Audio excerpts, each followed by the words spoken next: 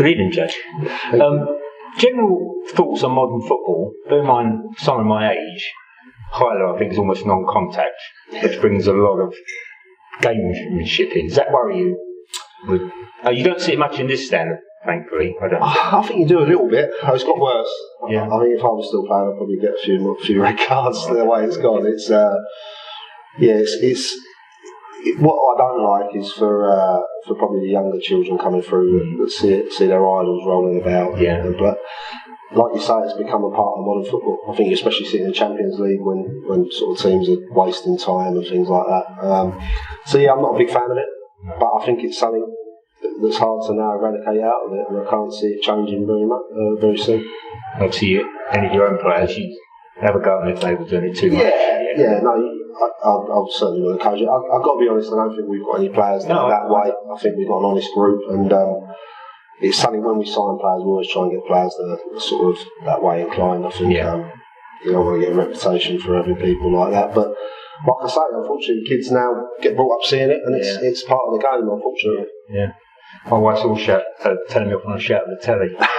You're not hurt. Yeah. Obviously, entertaining football or winning, or both? Both. Yeah. Listen, football's about winning, and that's what it's about. 3 points at the end of the day. I think you can see what we're trying to get, or since we've been here, we're trying to get us playing the style of football that we're in possession of the ball more than not. But there's a fine line. If you look at pre-season, in all the games we played some really good football. I think we've only won one game, so there's a fine line. And probably if we'd have come and won every game. Last year, I don't think we played as good a football. We won every game pre-season. So in everyone's eyes, you've had a better pre-season last year. And so it's a fine line. You always want to entertain. No one wants to come, especially nowadays. I think football's changed a hell of a lot since even when I played, and it's a lot more. Teams back then were very direct, and it was a fight really for most of the game, a battle. Whereas now, I think obviously with 3G pitches, things like that, the way kids are brought up, the coaching they get now, players 9 times out of 10 want the ball at their feet and want to be able to play good football, and that's something we're trying to get. But at the same time, I'm not silly as a manager. If you can play all the good football in the world, if you don't win games, you've got to close it down towards the end of games as well. Sometimes. Yeah. There's different times you've got to go along. You might go to a pitch that in December that's in a mess, and you've got to be a little bit more direct. So I think there's a fine line of getting it right. And but at the end of the day, supporters come to be entertained, and that's what they pay their money for. So that's good. Yeah. Okay. Logistics of Margate's pitch being where we are, does that hinder you getting new players in, or is it still money?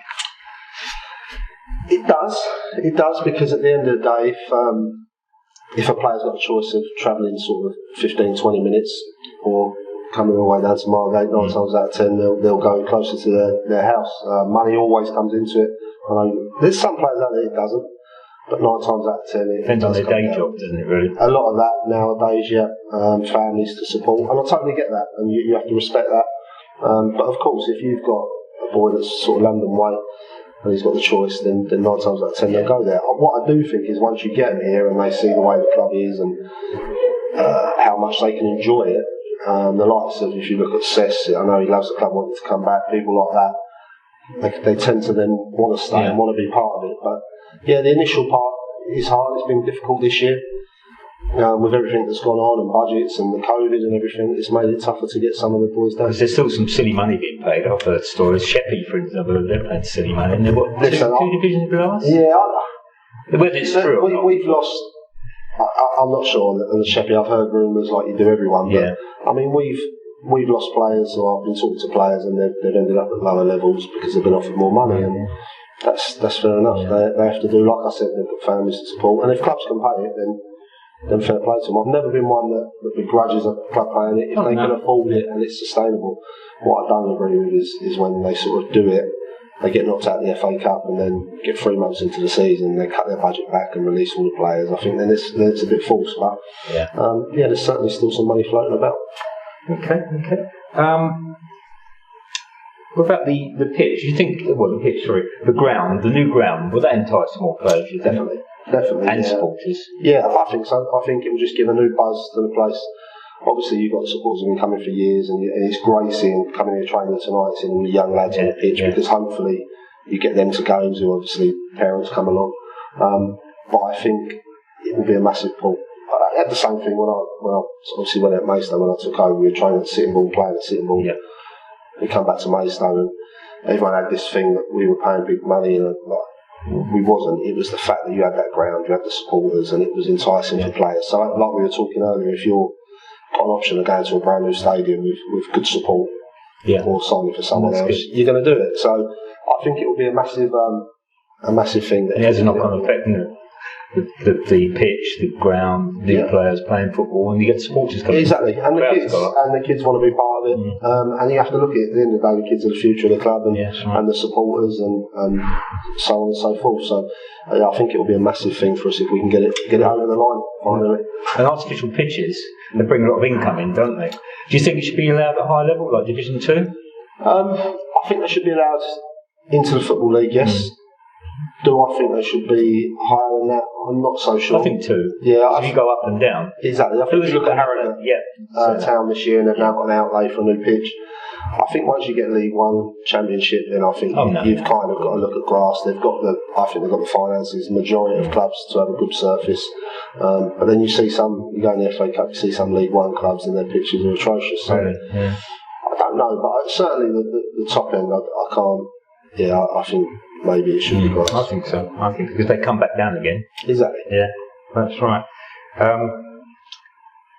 Well, I was ask you about, do you think you can emulate your time at Maidstone? You mentioned that today in your Kent Online. Yeah, I would love to. It takes time. People forget. I think we had the first year we finished sort of outside the playoffs. Second year we won promotion via the playoffs, and then we had a year at Ryman Prem, and then we got promoted, and then we had back to back. So it took a few years to get it right. But there's no reason why any club can't. It's getting right.